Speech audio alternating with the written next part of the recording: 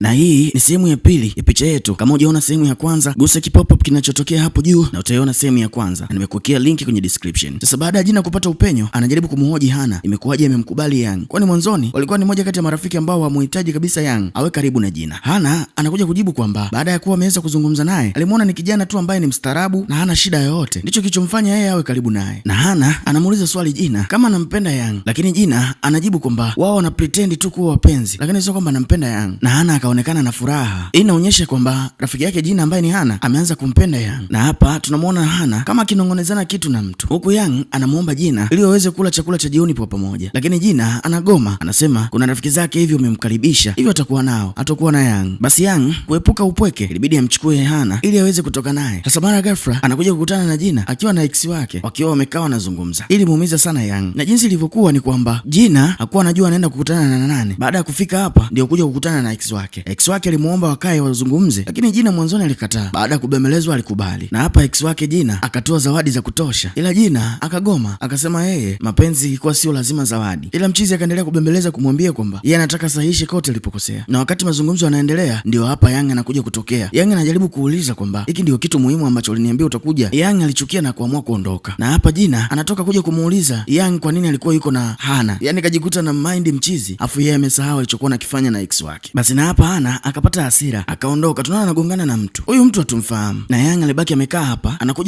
Anakuja mwamba ambaye ni ex wake Jina. Anamuulizia kuhusiana na Jina. Mchizi akamwambia kwamba huyu ameondoka tu, hajataka kusikilizana na mimi, ameamua kuondoka. Sasa huyu Taki ambaye ni ex wake Jina akapata hofu ya kwamba Jina anaweza akaingia kwenye matatizo kwa sababu ameondoka na hasira. Tufanye tumfuatilie, na hapa Yang ndo kupaniki na yeye kuanza kufikiria pengine Jina anaweza akapata matatizo huko, wao wakiwa hawajui. Na mwamba Taki anakuwa nakumbuka kwamba kuna mtu amekuwa akimchukua picha za ovyo, pengine inaweza kuwa ni chance yake ya kuweza kumteka hata Jina. Basi ilibidi wapige simu inakuwa haipatikani ya Jina. Hapa wanapata wasiwasi, ilibidi kila mmoja aende kumtafuta, apite njia zake. Na huku kwa Jina, wakati anatembea kuna mtu nyuma anamfuata. Jina ilibidi amuulize ni kwa nini anamfuatilia. Mchizi akamwambia kwamba nilikutumia ujumbe, tutakuwa pamoja hivi karibuni. Huyu mchizi Jina alimfahamu kwamba huyu naye ni mwanafunzi, akamwambia ukinisogelea nitakuripoti katika shule, lakini mwamba akazidi kumsogelea. Basi Jina baada ya kusogelewa, huyu mwamba akaendelea kumpiga biti. Jina alikula speed kinoma na mwamba akaendelea kumkimbiza. Baada ya kumfikia Jina hapa anaanza kumfokea kishenzi, na wasikiaji ghafla wamefika. Wakati ule mwamba anamfuata Yang, huko Jina akamdunda kichwani na mchizi ndio kuanguka. Taki anakuja kumwangalia, alikuja kumjua kwamba ni rafiki yake mkubwa na mara nyingi amekuwa akimuona Jina wakiwa pamoja, lakini kwamba huyu mwamba yeye alikuwa anampenda sana ila hasemi chochote, na chance ya kuachana na Taki alihisi atakuwa yeye ndio atakaye date naye, lakini haikuwa hivi. Hivyo ilimpa hasira kinoma, na mchizi alivyopata upenyo alikula speed kinoma. Baada ya hapa alidondosha kibegi ambacho kilionyesha yeye ndiye alikuwa anampiga picha Jina wakati wote. Basi mwamba ex wa Jina akaamua kuondoka ili kuwaacha hao wawili wakiongea, na Yang akamwomba Jina awe namrudisha nyumbani ili kwa usalama wake. Na hapo wote walirudi nyumbani wakiwa na furaha kinoma. Na hapa Yang ndo anapata nafasi ya kuingia ndani kwa kina Jina, na Jina alimwomba Yang akae hapa mpaka asubuhi, lakini mwamba alivyomzembe yeye ndiye alianza kusinzia akamlalia Jina. Sasa na hapa Ana aliwakaribisha marafiki zake wote katika nyumba yao ili wafanye kila kitu. Sasa hapa mchizi Yang aliingia kupika. Wakati anapika huku Ana alimfuata jikoni huku akiwa anapika ili wapike pamoja. Kumbuka Ana anapambania ukaribu sana wa Yang, pengine Yang anaweza akampenda Ana. Basi Yang alikubali wapike pamoja, na hapa Jina anakuja kuona ule ukaribu tena jikoni. Basi ana mind inaingia kati pale, Ana akajisikia vibaya, na hapa Yang akamwomba Jina ili watoke out, na Jina alikubali. Wakatoka out, huku Ana akalalamika tumbo linamuuma, anamtumia message Yang kwamba msindikize waende kununua dawa, lakini mwamba hajibu SMS wala nini, yuko kwenye penzi na ukaribu wao unakuwa mkubwa sana. Na mara ghafla Ana anawaona wakiwa pamoja, anajisikia vibaya kinoma kuwaona wale wawili wakiwa pamoja. Basi Ana alirudi huku kwa hasira nyumbani, anakutana na Taki ambaye ni ex wake Jina, anajifanya na hasira kinoma. Taki baada ya kumuuliza akamwambia kwamba hasira iliyoipata ni kwamba hawa wana date fake, wameingia tu mkataba kudanganya watu kama wana date. Taki alikuwa ajui hili, basi ndio analipata kutoka huku kwa Ana. Lakini kinachomuumiza Ana ni kwamba sasa hivi wamekuwa karibu zaidi na wamesahau mkataba wao. Hicho ndio kinachoniumiza sana. Basi siku inayofuata hapa kila mtu ameshajua ukweli, Ana ameusambaza, na hapa Ana alikuwa bado anamchukia sana Jina. Akawa anaongea tu peke yake kwamba Ana amekuwa selfish, amekuwa binafsi sana, kila kitu anataka akichukue yeye, kuanzia darasani mpaka kwenye mazoezi mpaka watu ambao ni wa karibu. Basi Hana anajikuta anamchukia sana Jina. Basi baada ya kuzungumza vyote hivyo ni mbele ya kila mmoja, alichukua begi lake na akaamua kuondoka. Taki anamfuata, basi akamuuliza kwa nini yote anayafanya haya. Hana anakuja kujibu kwamba ni kwa sababu anampenda Yang, na Taki ambaye ni ex wa Jina akamwambia haupaswi kuact hivi wala hutaki kuwa hivi kabisa, subiri muda utafika, kila mtu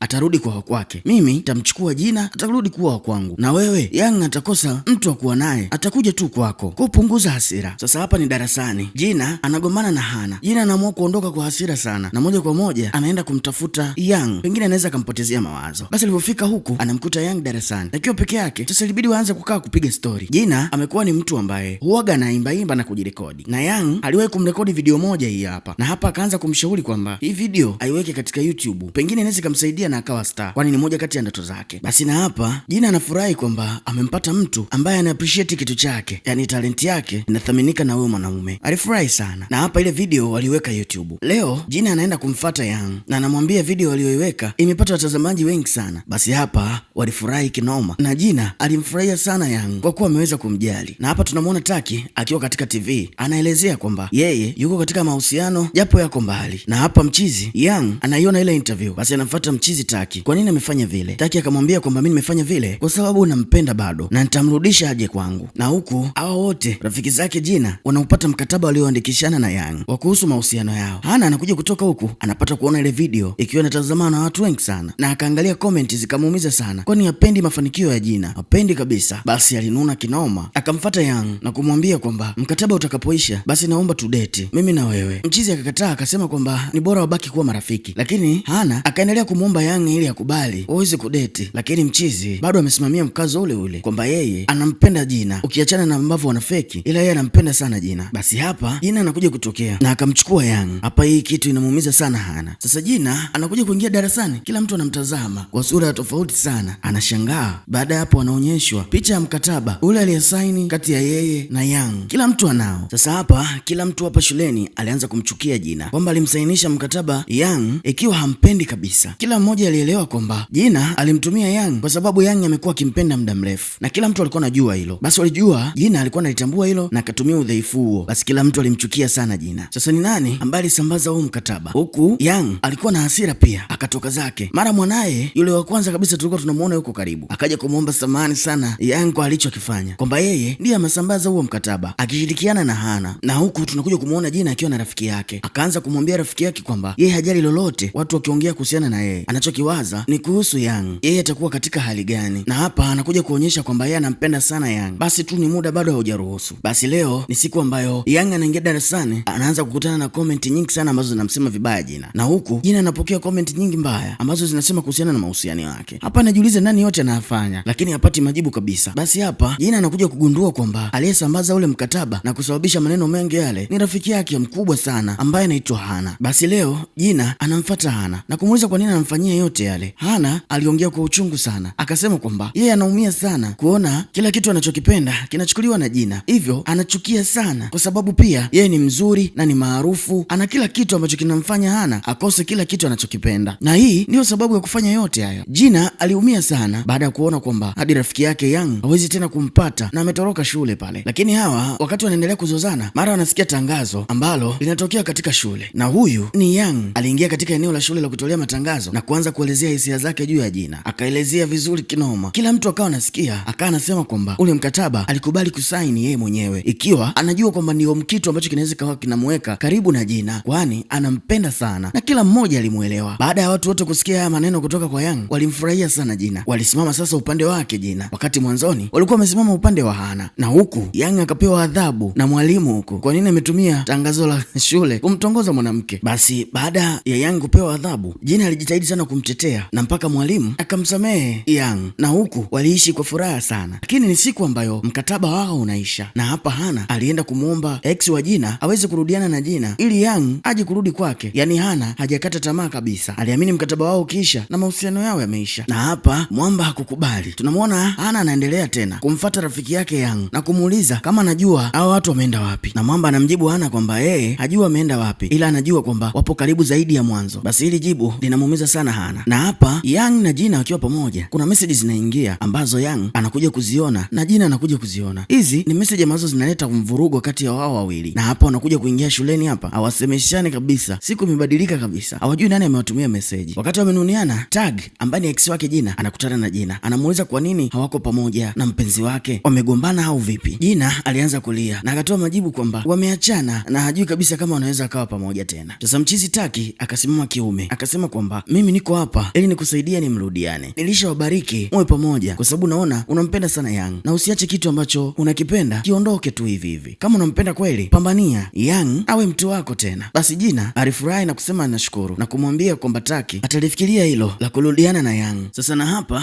Jina alimfuata pia Hana akamwambia kwamba wewe ni rafiki yangu, unatakiwa usimame na mimi nampenda yule. Lakini Jina akasema kwamba mimi sitaki tena urafiki na wewe, kwa hiyo nitasimama mimi kama mimi. Sasa hawa ni wawili ambao wamejikuta wakibishana kuhusiana na yule mwanaume. Haya yote ni mapenzi. Baada ya hapa Jina alimkazia sana rafiki yake na kumwambia yeye hawezi kabisa kumwacha Yang. Akamwacha, na hapa ghafla tunakuja kumuona Yang akija huku kumtafuta Jina, na mara ghafla wanakutana wote kwa pamoja na wanakumbatiana. Picha yetu inakuja kuisha hapa hawa wawili wakiwa wamerudiana na ni wapenzi, na kwa aibu Hana akaamua kuachana na ile shule, ila hawa wawili penzi lao likawa la moto kinoma. Kama umeipenda usisahau kusubscribe part 1, linki kwenye description.